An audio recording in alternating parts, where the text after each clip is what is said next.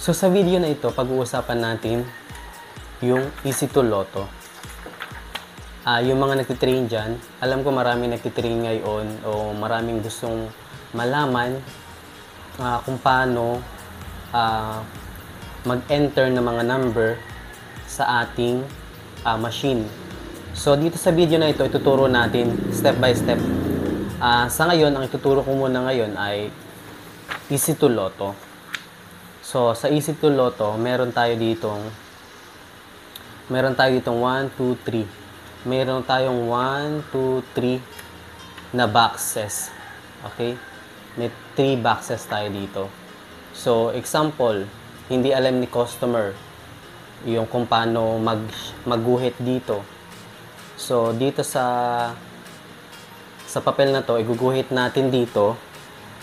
Halimbawa, ang itataya nila ay 19.2. Kung sa 19.2, tapos rumble, diba? Kung rumble yung itataya nila, guguhitan natin yung rumble. Okay? Guguhitan natin yung rumble. So, dito, merong 1 draw, 3 draw, 2 draw, 3 draw, 4 draw, 5 draw, and 6 draw. Meron din ditong system bit. Okay? System bit. At nandito na nga sa baba yung rumble. So, makikita nyo dito yung rumble. So, yan guys. Bago tayo pumunta sa ating machine, explain ko lang ulit sa inyo. Meron ditong 3 boxes. 1, 2, 3. Then, kung ang taya ng customer ay 19.2, tapos, ang bit nila ay 10 pesos. Tapos, straight. Kung straight, guys, yung taya ng customer, huwag nyo nang guguhitan tong rumble. Pero kung rumble, guhitan nyo. At saka, ilalagay nyo rin kung ilang draw ang gusto nila. 1 draw, 3 draw, 2 draw, 3 draw, and 4 hanggang 6. Okay, nandito na tayo sa ating machine. So, makikita nyo nandito yung 2D Lotto. Then, Lucky Pick and Ball Pick. So, explain ko rin sa inyo guys kung ano yung mga ano yung mga function yan, kung anong gagawin dyan.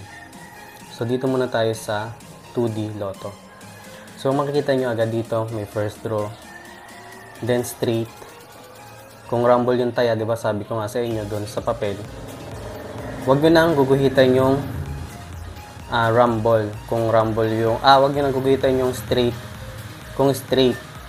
Pero kung rumble, kung magmamanual kayo, ang ano kasi dyan, guys, pagka nagmanual, kayo yung magta-type dito sa machine. Pero kung dito na sila at marunong silang gumuhit, kayo na yung magpa-punch lang dito. Ipa-punch nyo lang yun dyan. Okay? So, dito na tayo. Example ay 19.2 yung taya. Tapos 10, di ba? Kung ang taya nila ay pang umaga, 1 draw lang siya. Pero kung ang taya nila ay umaga, tanghali, hapon, pindutin yung 3 draw. At kung ang gusto nila hanggang bukas ng hapon ulit ng gabi, hanggang 6 draw. Pero kung ang taya nila sa umaga sila tumaya, example ay 8 AM sila tumaya ng umaga, ang gusto nilang draw ay panggabi lang. So sa panggabi, pipindutin nyo yung 3rd draw. Okay? Yung sa mga magti-train dyan, sa mga magti-training ng sa lotohan, eto na guys, panoorin nyo itong tutorial natin. Okay? Pero kung gusto lang nila ay second draw, yung pang alas 5, second draw lang. Pero kung gusto nila ay pang umaga, kinabukasan, 4th draw tayo. Okay? Kung gusto nilang pang tanghali ng kinabukasan, 5th draw. So, kung sa gabi, 6th draw tayo. Okay? Ganun lang siya kadali guys. Tapos dito, makikita nyo yung mga phrases dyan. Okay? Depende na yon. Tapos, back to, dito na tayo, balik tayo sa exit. Kita nyo guys, pinindot ko yung exit. Pag nandito kayo, kung lucky pick yung gusto nila, may lucky pick din dito guys. Okay?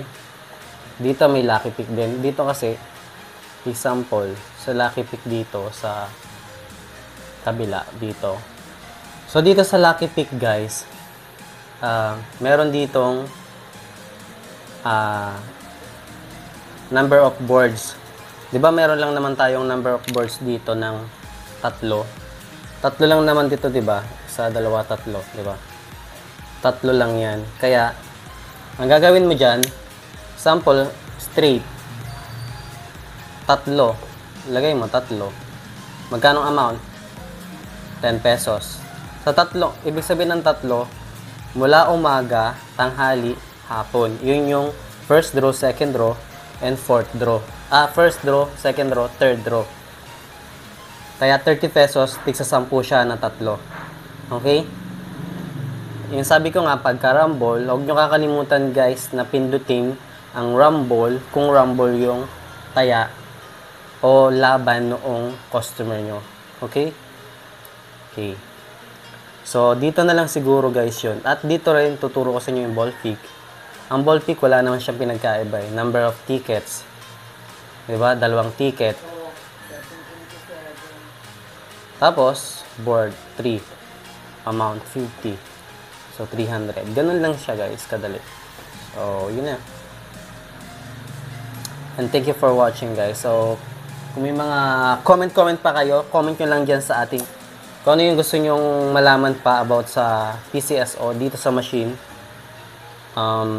Comment nyo lang at gagawa natin ng tutorial yan. Thank you for watching and don't forget to subscribe to our YouTube channel. Bye!